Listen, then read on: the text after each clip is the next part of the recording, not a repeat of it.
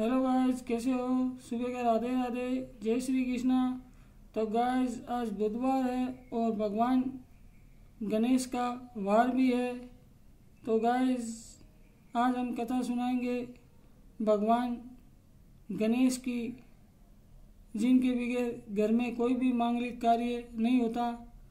इनको मांगलिक कार्यों में सबसे पहले इनकी पूजा की जाती है।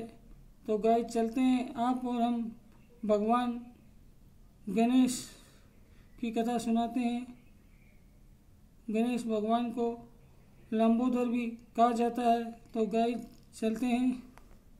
भगवान गणेश के मोहिनी रूप को देखकर भगवान शिव काम मोहित हो गए। जब भगवान विष्णु ने मोहिनी रूप त्याग किया तो कामरिका मन दुखी हो गया। उसी समय उनका शुक्र धरती पर स्खलित हो गया। उससे एक परम प्रतापी काले रंग का असुर पैदा हुआ। उसके नेत्र तांबे की तरह चमकदार थे। वह असुर शुक्राचार्य के पास गया और कहा, प्रभु, मुझे शिष्य स्वीकार कर मेरा पालन करिए तथा मेरा नामकरण करने की कृपा करें।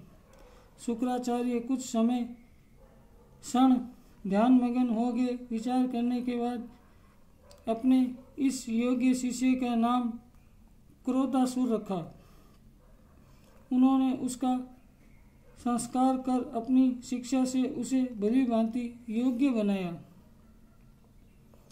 फिर उन्होंने स्वयंवर दैत्य की परम रूपवती कन्या प्रीति के साथ उसका विवाह कर दिया। एक दिन क्रोधासुर ने आचार्य के समक्ष हाथ जोड़कर कहा, मैं आपकी आज्ञा से संपूर्ण ब्रह्मांड पर विजय प्राप्त करना चाहता हूँ।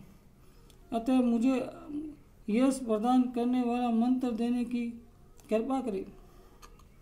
शुक्राचार्य ने उसे सविधि सूर्य मंत्र की दीक्षा दी। क्रोधासुर शुक्राचार्य की आज्ञा लेकर वन चला गया। वहां उसने एक पैर पर खड़े होकर सूर्य का मंत्र का जाप किया। उस समय धैर्यशाली दैत्य निहार रहकर वर्षा, शीत और धूप कष्ट सहन करते हुए कठोर तप किया। असुर के सहस्त्रों वर्षों की तपस्या बाद भगवान सूर्य प्रसन्न होकर प्रकट हुए। क्रोधासुर ने उनका भक्तिपूर्वक पूजन किया।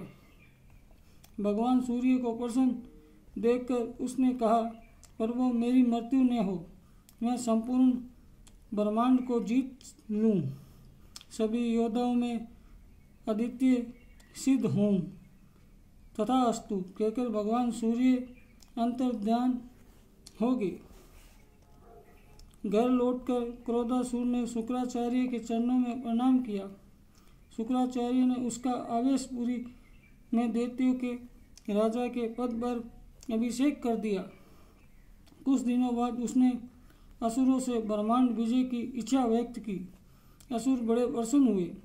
विजय यात्रा प्रारंभ हुई।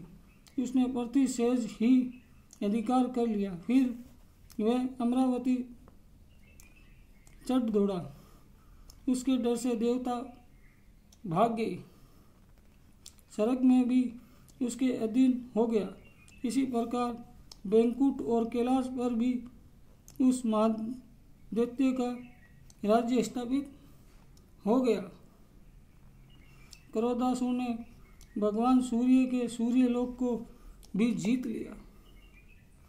वरदान देने के कारण उन्होंने भी सूर्यलोक दुखी हृदय से त्याग दिया। अत्यंत दुखी देवताओं और ऋषियों ने गणेश की आराधना की। इससे संतुष्ट होकर लंबाधर प्रकट हुए। उन्होंने कहा, देवता और ऋषियों में क्रोधासुर का अहंकार चूर्ण कर दूंगा। आप लोग निश्चित हो जाए। लंबाधर के साथ क्रोधोर का भीषण संग्राम हुआ। देवगण भी असुरों का संहार करने लगे। क्रोधासुर के बड़े बड़े योद्धा समर भूमि में आहत होकर गिर पड़े। क्रोधासुर दुखी होकर लंबाधर के चरणों में गिर गया तथा उनकी भक्ति भाव स्तुति करने लगा। सहज कृपा लंबाधर ने उसे अभयदान दे दिया।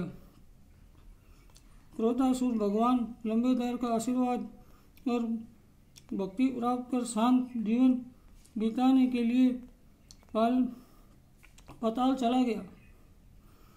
देवता अभय और प्रसन्न होकर भगवान लंबाधर का गुणगान करने लगे। तो गाइस, आज हमने भगवान गणेश लंबाधर की ये कथा आपको सुनाई। कथा बहुत ही अच्छी थी। इससे हमें ये प्रेरणा मिलती है कि हमें भक्ति मार्ग पर चलना चाहिए, जिससे भगवान की भक्ति प्राप्त हो हमें। और भक्ति में ही बहुत बड़ी शक्ति है। तो गाइस, आज के लिए इतना ही। आगे का वीडियो लेकर हम फिर आएंगे। जय श्री कृष्णा, राधे राधे, जय गणेश।